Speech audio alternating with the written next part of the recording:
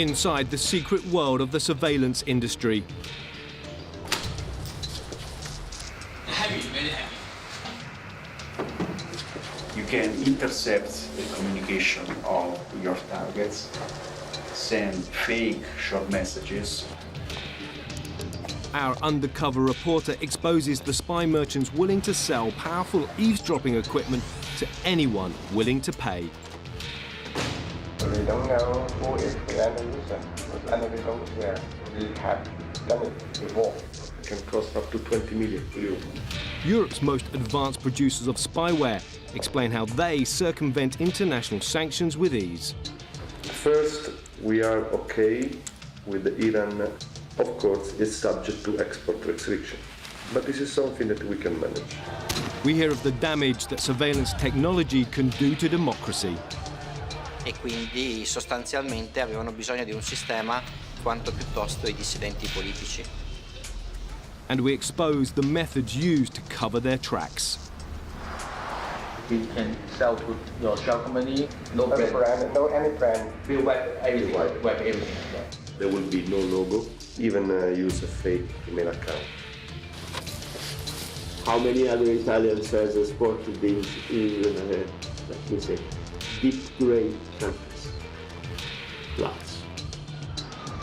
These are the deals putting our privacy at risk. I find it unacceptable. I would like to see transparency in this very, very dark and dangerous market. The safeguards protecting our private life are disappearing. These are the nuclear weapons of the 21st century. The surveillance state is the acid that eats out democracy from within. Inside the spyware game. Big money, dirty tricks, and a legal structure unable to control who is spying on you.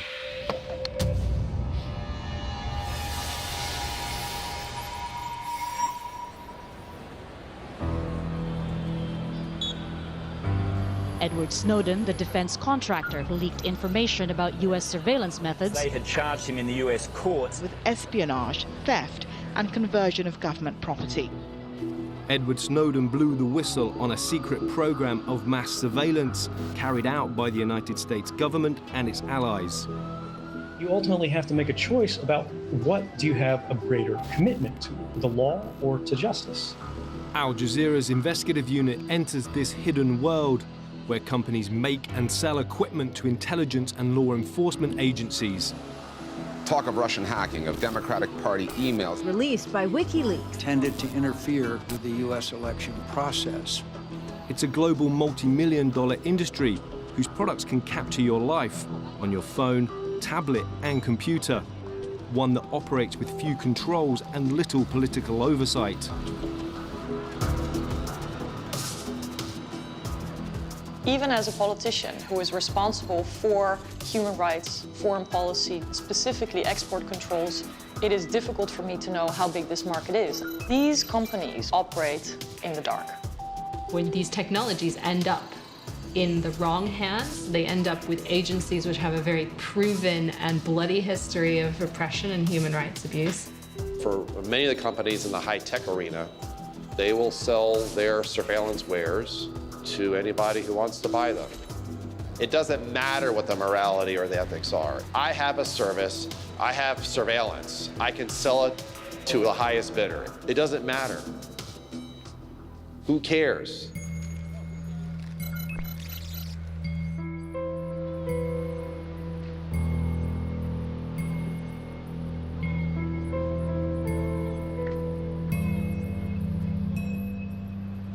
We wanted to find out how easy it is to break the rules intended to control the sale of spyware. It's a world closed to outsiders, where manufacturers mingle with intelligence officers and arms dealers. So we found an insider, a man prepared to approach spyware companies he's worked with for years, using that trust to get to the truth.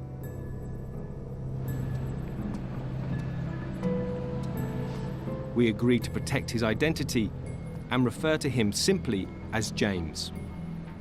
I think people would be really shocked to see how some of these surveillance companies operate. For some of them, their only concern is money. They really have no interest in how this equipment is used. That's why I'm doing this. I want people to be able to see that world, my world. Posing as a middleman, James planned to take 3 deals to the market for clients that shouldn't be able to buy mass surveillance equipment. The first client we would propose is the government of South Sudan. Accused by international organizations of human rights abuses, the sale of surveillance technology to this client would require specific export licenses and raise moral questions. The second client would be the security services of the Islamic Republic of Iran. Currently under European Union sanctions, the sale of surveillance equipment to Iran is prohibited by law. Lastly, could James obtain restricted surveillance equipment without telling the company who the client was? Any company agreeing to this deal wouldn't know if he was buying on behalf of a criminal gang or a terrorist organization.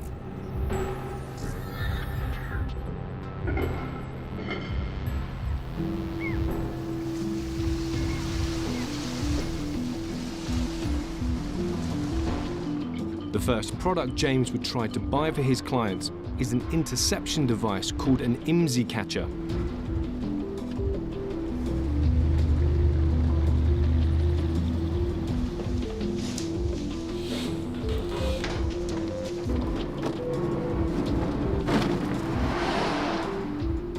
Some of the most intrusive tools in the surveillance industry's locker are small and mobile.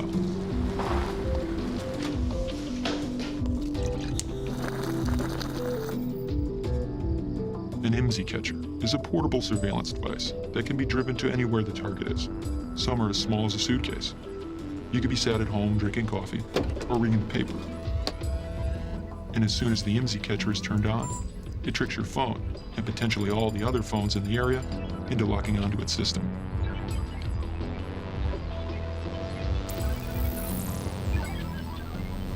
Once that's done, the operator can track your movements, intercept your messages and your phone calls, even send you fake messages from your friends. These are not designed to be the simple bugs that you stick under the table to record a conversation. These are powerful devices which can intercept, record, and otherwise interfere with people's communications.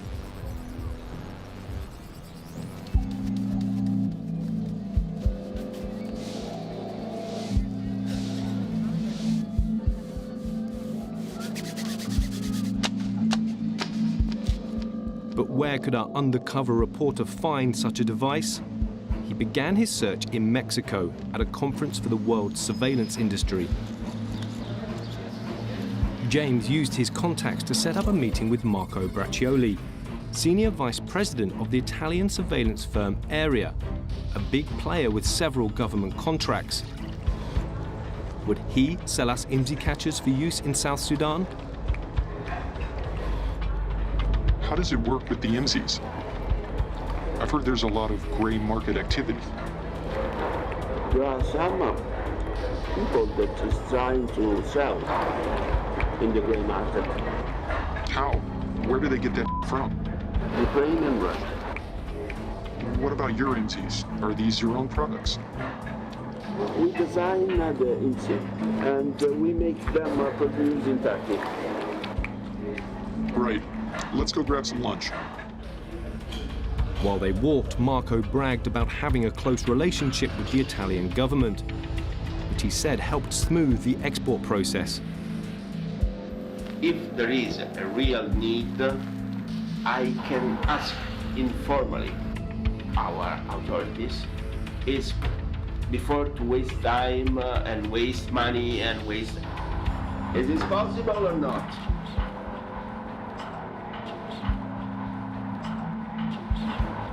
We sell trust.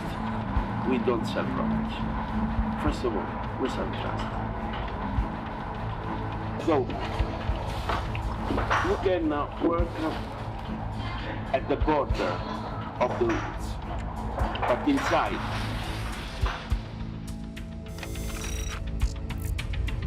For Marco to sell the IMSI catcher legally, he needs a government-authorized export license and an end-user certificate showing where the technology is headed.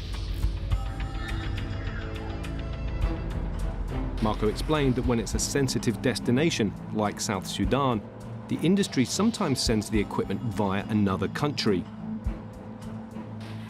So how can I sell a solution, your solution, to South Sudan, for example?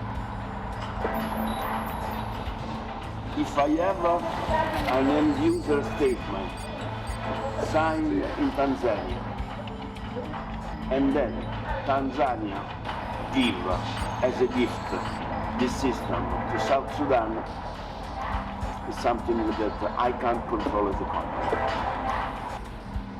I heard this many times. This is common, right? That it can work like this. It's not my method. A suggestion for how to get around the regulations, and Marco was interested in dealing with our South Sudan clients. A month later, James was invited to Area's headquarters for a demonstration of the IMSI catcher.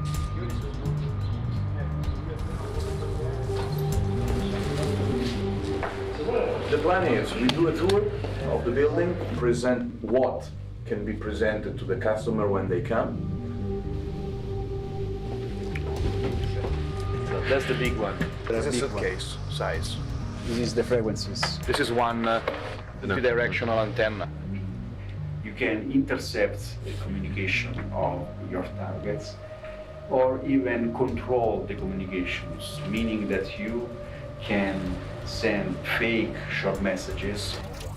After the demonstration, the sales manager Luca De Musio wanted to talk business. He explained that officially selling IMSI catchers to a country like South Sudan from Italy could be a long process. In order to know if you can export something in a place, you have first to get a purchase order. You can't apply for an export license without having a purchase order. That's a big problem, huh? It is. That's why I mentioned it, because this is the problem we are facing. But our undercover reporter suggested an alternative. Use a third country to avoid the Italian export process. What I can do, what we can consider, is to go through our Turkish partner, okay, and see if they can support you through Dubai, okay, avoiding some of this problem.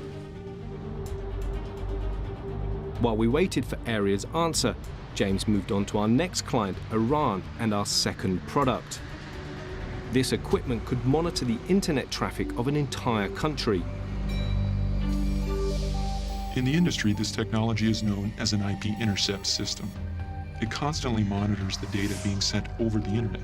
It can record who is visiting certain websites, who is using certain keywords. It can gather all your internet history. But it's a huge project. In order to capture the data, you must physically insert monitoring devices into the telecommunications infrastructure. Once the system is complete, an entire nation's internet traffic can be monitored and analyzed. So would any company be willing to sell a system like this to our second client, Iran, despite the European Union sanctions? Fabio Romani is the Chief Executive Officer of Italian company IPS. He explained that supplying IP intercept systems covertly is difficult. I tell you something, IP interception is not the easiest way, it's not the easiest product to sell and run away. But that's the requirement. You get burned. You will get burned. Because it's a long project. It's not something that you ship, you train, you leave the country.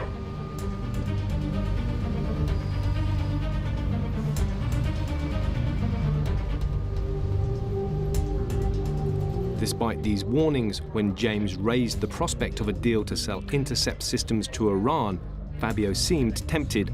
Iran is lovely. Iran is lovely now. It's fully open. Are you serious? Iran. Okay, can you confirm this for me, please? I know money talks in this industry, but I was surprised to hear him say they'll consider a deal in Iran. There are still sanctions in place. And I can't think of a way they're going to be able to get this deal done legally.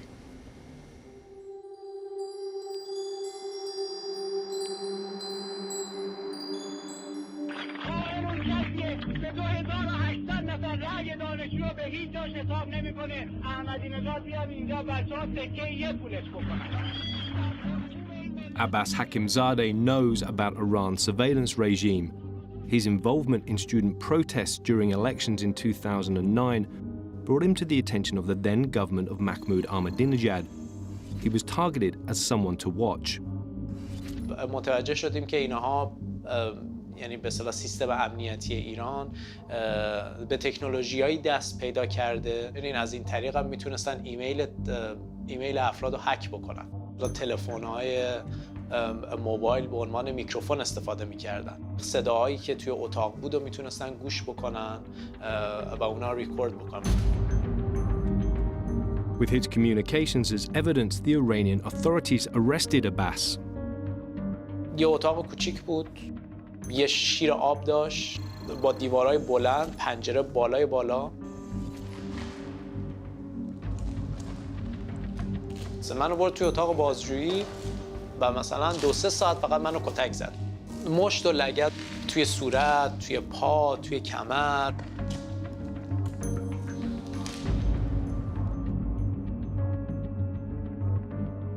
Well, anyone who has looked at Iran, the young population, can understand the enormous pressure and fear that they live under in a country where surveillance and restrictions and monitoring are not only systematic, but the consequences of being caught speaking your mind can be death.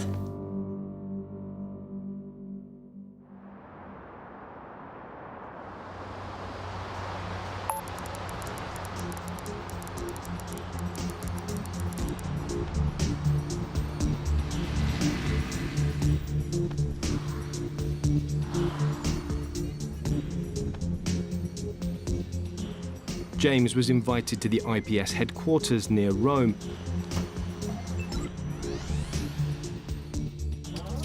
Sales manager Ugo Santillo was there to meet him.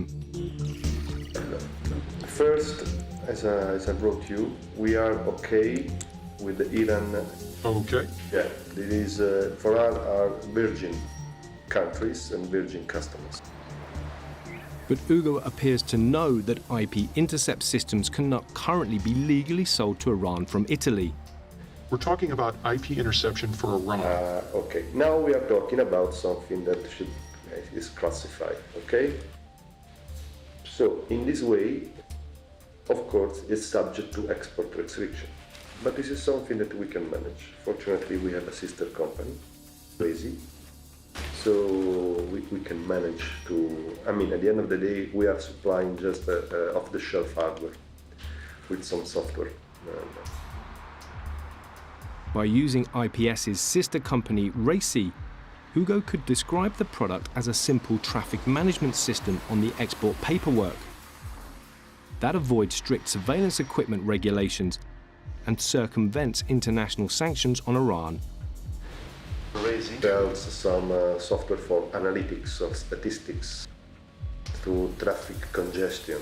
This solution is purely civilian and it's not subject to any restriction. The hardware is the same. The software is completely different, of course. Basically, through Racy and the road of civil hardware and software, we can basically sell anywhere? Is this correct? Yeah. But this must be a very, very strong relation with the customer. Ugo said that they'd done this before.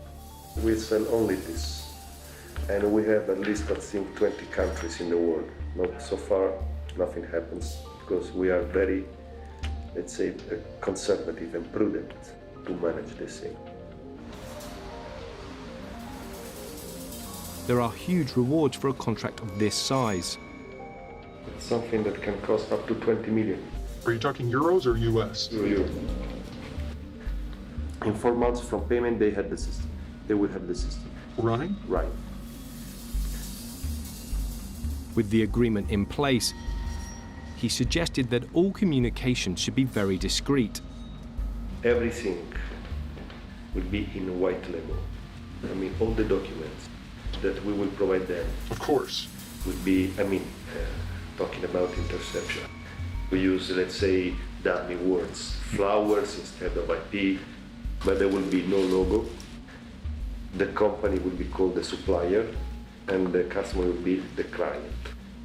We can even use a fake or dummy email account. And we throw everything into this account? Yeah, buddy@gmail.com means Ugo from IPS. As we left, Fabio Romani, the chief executive officer of IPS, offered his reassurances that the company knew how to handle deals like this. Fabio, what's the discussion? Very good, very good. I think we made a massive step forward. And next will be a meeting with the end user.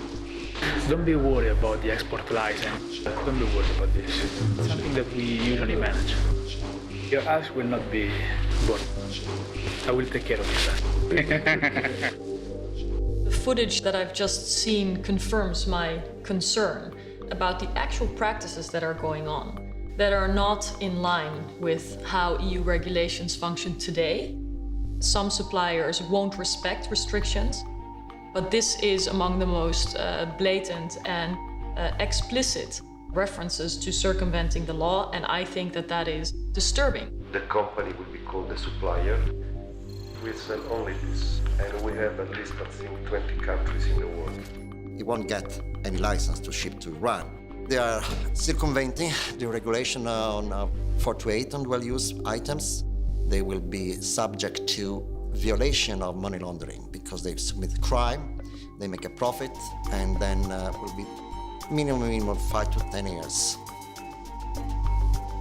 James had agreed our first deal, an illegal plan to sell an IP intercept system to Iran for up to 20 million euros.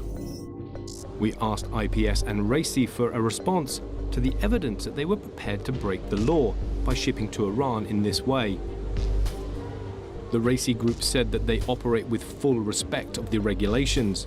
They also stated that they had been aware of the identity of Al Jazeera's undercover reporter. They had only met him because they believed he might be working for a competitor. They added, "We had no intention of completing this or any deal with the individual our staff met with.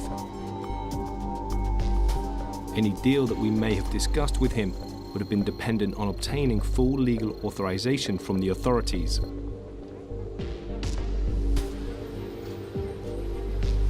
In part 2, our undercover reporter delves deeper into the world of illegal surveillance sales.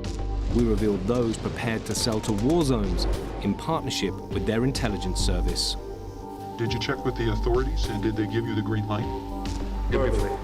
Nothing on paper. Who is that from in Turkey? MIT is called Central Intelligence Agency. And those who don't care if they sell powerful spyware to criminals or a terrorist organization. We don't know who is the end user, and we don't care because we have done it before. It doesn't matter what the morality or the ethics are. As long as I don't get caught, I'll sell it. There's simply a demand. We can supply the demand. It's simple economics.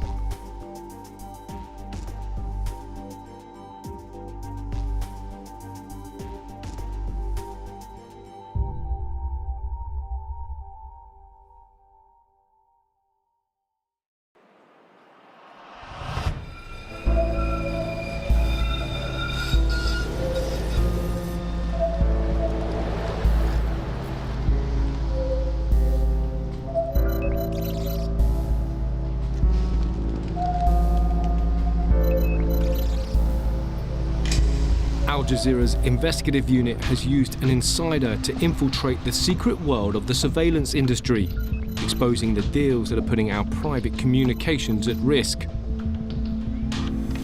James has already negotiated a deal to buy sophisticated monitoring equipment for Iran with Hugo Santillo from IPS. It's a deal that would breach international sanctions. Something that can cost up to 20 million. In 4 months from payment, they will have the system. Some suppliers won't respect restrictions, But this is among the most blatant and explicit references to circumventing the law, and I think that that is disturbing. Later, our undercover reporter reveals the company willing to sell sophisticated surveillance equipment to anyone. Or maybe we can sell to your shell company and then you do a business with the end user. Yeah, but you don't need an export certificate for that? Normally, no.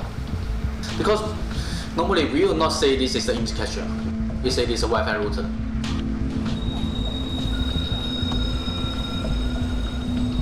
First, James follows up on proposals to supply surveillance equipment to South Sudan.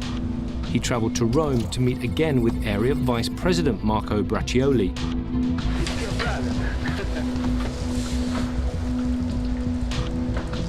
He was aware of the reputation of IPS and their sales manager, Ugo Santillo. This is not something that he heard with me, but Ugo, the nickname of Ugo in the customers of Arabic world is the Italian pimp. And you know this. The trouble of IPS is that they sold in particular countries with an export license without regulation. So anything that encrypt or decrypt something had to be they sold without this document. Into where? In places in which there are dictators.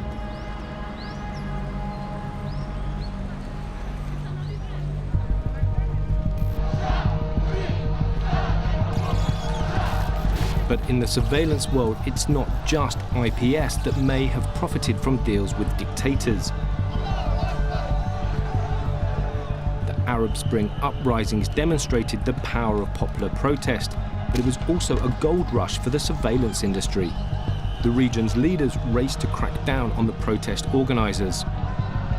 I found that activists, students, journalists, opposition figures in North Africa and the Middle East were targeted and sometimes imprisoned as a result of these systems coming from Europe. And I found that unacceptable then. I find it unacceptable today. We had actual victims coming from Libya, from Syria, who had survived torture, detention, and saying this was the cause of my arrest. They wouldn't have identified me, they wouldn't have tortured me if they hadn't been able to monitor my communications.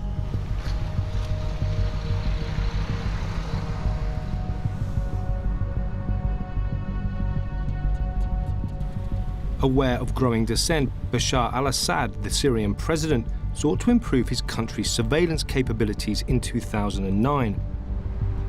It was our Italian company, Area, that stepped in to help. Allora, il progetto in Siria era un progetto per un sistema di intercettazione che potesse coprire l'intero paese.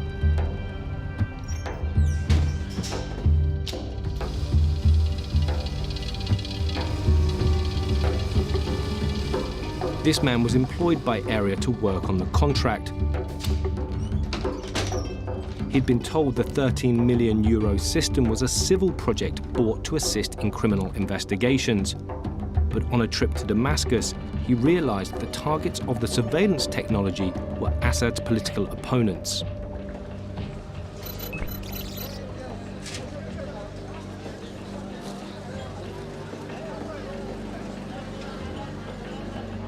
Una volta siamo scesi e oltre a quello ci siamo trovati delle altre persone facenti parte dei servizi di intelligence siriani.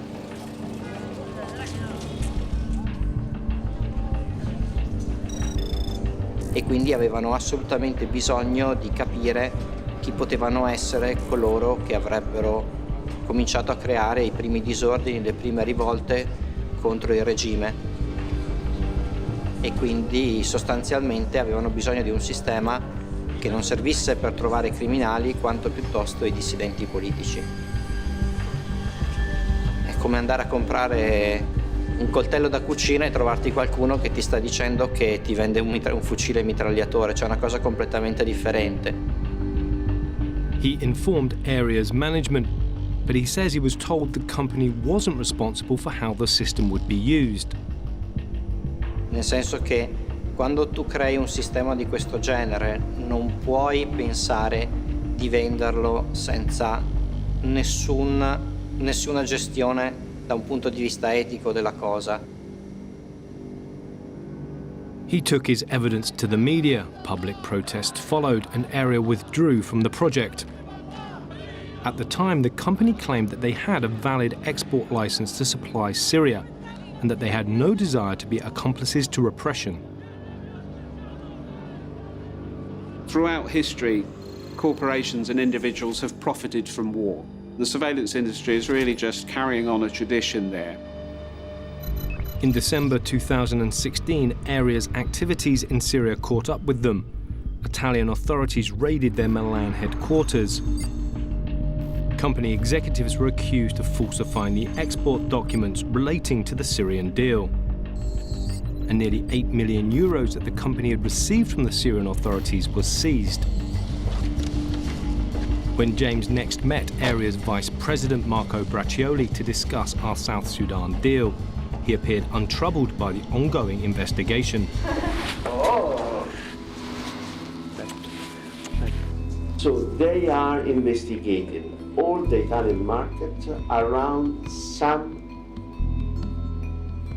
exportation, some exports in the last 5 years. So we are just the first of the list because Area starts with A. He believed that the investigation would expose other companies as well as Area. But if you go back in the 5 years, how many other Italians has exported in let me say, deep gray countries? Lots. Although willing to supply our South Sudan client, Marco warned that obtaining an Italian export license could now take time. But he had a solution. James could buy the IMSI catchers directly from their manufacturer in Turkey. He even made the introductions. Alper, it's Marco from Area. How are you? Ciao, ciao. Good. Listen to me. He believed a Turkish export license would be obtained more quickly. So consider that it's too difficult for me to manage these things from Italy. So the idea is that you can meet him.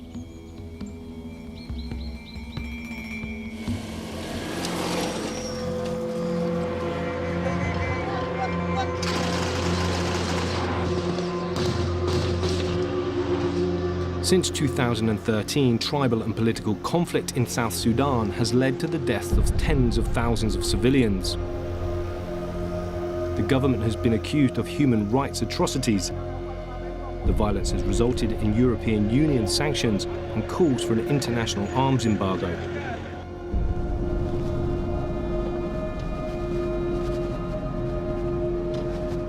Pagana Mom fled the country after being targeted by surveillance equipment bought by the government.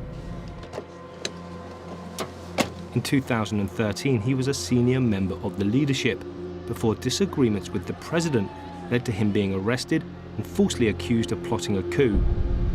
The government, when they interrogated me and told me that they have recordings of my telephone conversations that would incriminate me and that they were going to charge me with treason, punishable by death. Of course, I could not believe it, but I was in a shock. Pagam fears the impact that the further supply of surveillance equipment will have on his country. The government, with that surveillance, has reduced the political space for our citizens to speak.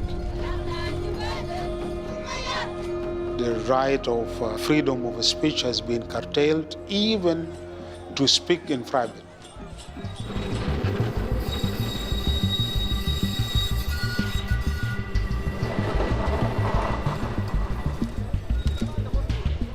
A few weeks later, Alper Tusan, the founder of Turkish company BTT, agreed to meet our reporter in Milan.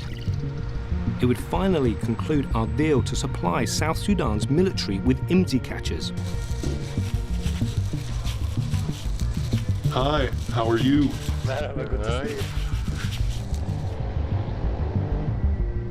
I don't know if you've ever done business with the South Sudanese. Between us, they're military people, intelligence people. Are they going to use it in the country, or do they want to use it on the borders against other neighbors? Those are the scenarios that we have to go through. Export. You mentioned it's not a problem. But did you check with the authorities? And did they give you the green light? Verbally. Nothing on paper. Who is that from in Turkey? MIT is called Central Intelligence Agency. Although he claimed to have permission from Turkish intelligence, Alper appeared keen to disguise the true nature of the IMSI catcher.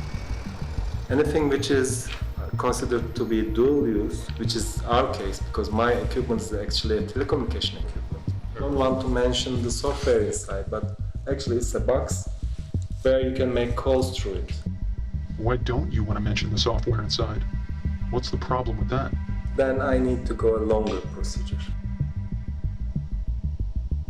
I say this is dual-use telecom equipment, okay? And most of the time, it is a telecom testing equipment. This is the main purpose that I'm declaring. While doing it, I inform my clients that I'm doing this. This is how I do it. It was the same strategy that we had seen in our other deal in this industry. Hide the software and the real purpose of the product, and you can circumvent the surveillance export regulations. For Alper, complying with Turkey's export procedure was too slow. It takes around 6 months to get an answer. Then it's too difficult. Alper claimed that his plan would have the equipment delivered to our client more quickly. How long would it take to get the IMSIs? 4 weeks.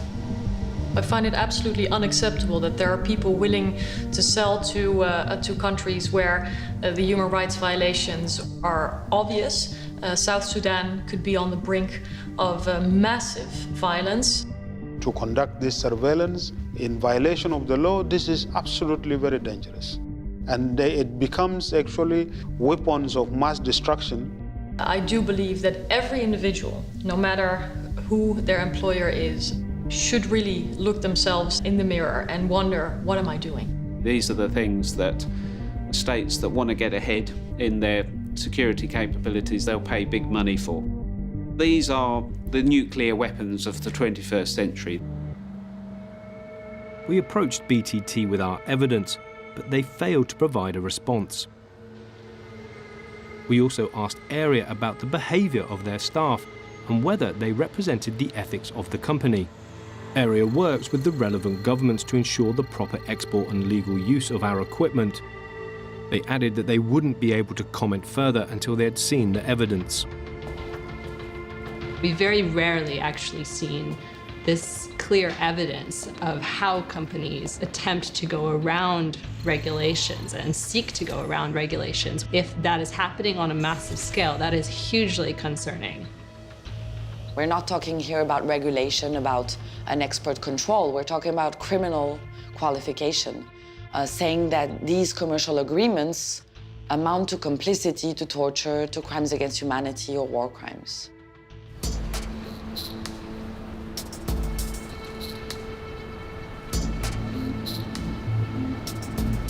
The third and final deal that James hoped to seal was even more brazen: to buy IMSI catchers without revealing the name of our client. The sale of this type of surveillance equipment is highly restricted. Using this ploy, James could be buying the spyware for anyone: corporations willing to spy on business rivals, criminal gangs, or terrorist organizations. It doesn't matter what the morality or the ethics are. As long as I don't get caught, I'll sell it. There's simply a demand. We can supply the demand. It's simple economics. There have been scandals in South Africa and in India where IMSI catchers have been imported and used and abused by private parties. The telephone calls of politicians were illegally intercepted and recorded and then published. We contacted a business called Semtien. a multi-million-dollar surveillance company based in China. Would they do a deal without an export license, or knowing who the client would be? We arranged a meeting at our reporter's hotel.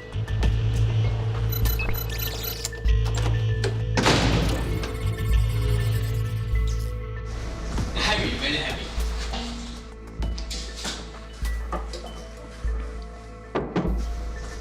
So the interface, two antenna, two channel, and GPS and modem, and this is for the ground. He explained that they produced different models of the IMSI, and the configuration and capabilities would be tailored to our clients' requirements. This is very important that we have a clear understanding about this. We're talking about 10 units here. 10 unit, okay. We have a client where no export certificate can be provided. You mean this is not the government? He was hesitant at first, aware of how such spyware can be misused if it ends up in the wrong hands. Yeah, but the key point is that the end user. What I worry about is that the end user is like the terrorist. Of course, it's not in our interest to sell to any terrorist organizations. Yeah. Private user is very sensitive. It's more sensitive than the government. But in this industry, money talks. As with our other deals, he would lie on the paperwork to avoid the export restrictions on surveillance equipment. We can sell to your shell company and then you do a business with the end user. Yeah, but you don't need an export certificate for that? Normally, no. Because normally we will not say this is the IMSI catcher. We say this is a Wi-Fi router. We just apply for the Chinese government that this is the Wi-Fi router, so it's okay. We just sell it. Basically, you falsify the documents, the shipping documents, and you say this is not an IMSI catcher? Yeah, actually you don't know this at all. You see this Wi-Fi here. It works for Wi-Fi also. Hey, Greg. Hey, With the prospect of a multi-million-dollar deal, he invited his boss to join the discussions.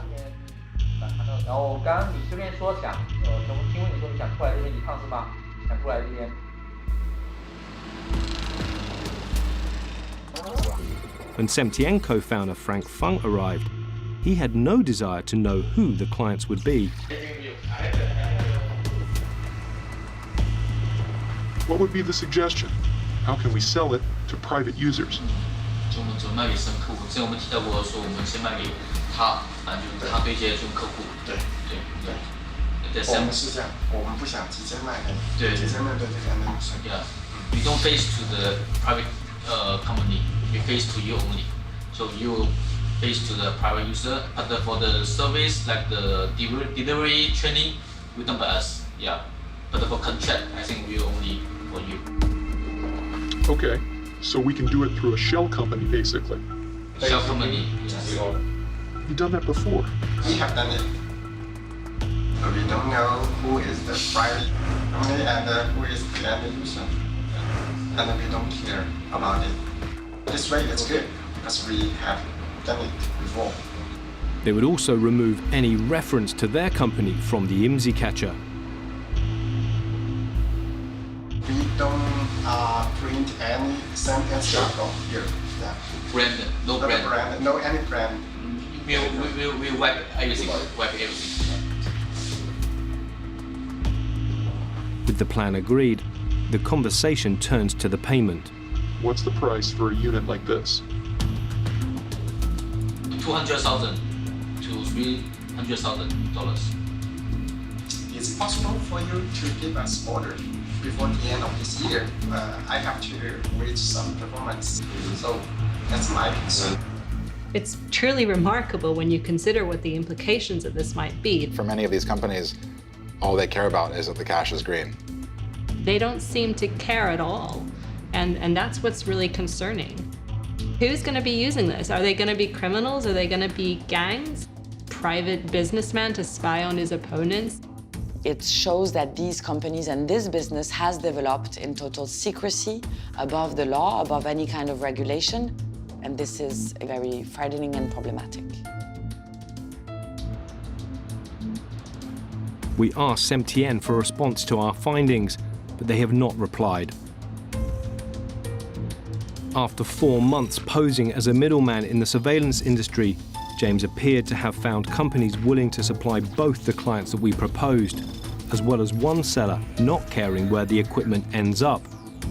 For the first time, we have revealed how companies in this secretive industry ignore regulations. Anyone with enough money is able to buy these highly sophisticated systems which could proliferate all over the world. I would like to see more accountability and transparency in this very, very dark and dangerous market. Once the genie's out of the bottle, I think there will be sort of an escalation that the bad guys have this device, now the police force must have this device. And I think the loser will be the general public. I've worked in and around the industry long enough to know that there will always be some companies prepared to break the rules. If you tighten legislation here, they'll find a loophole there. If things get too difficult to operate out of Europe, they'll just move somewhere else. For me, controlling the spread of this technology is almost impossible.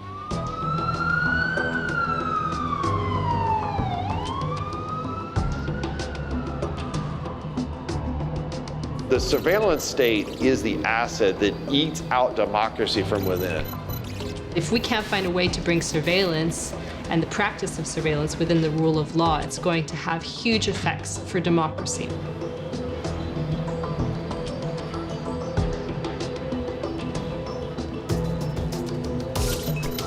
Anything you do could be monitored, analyzed, collected, or stored by people you don't know about and entities that you're not aware of.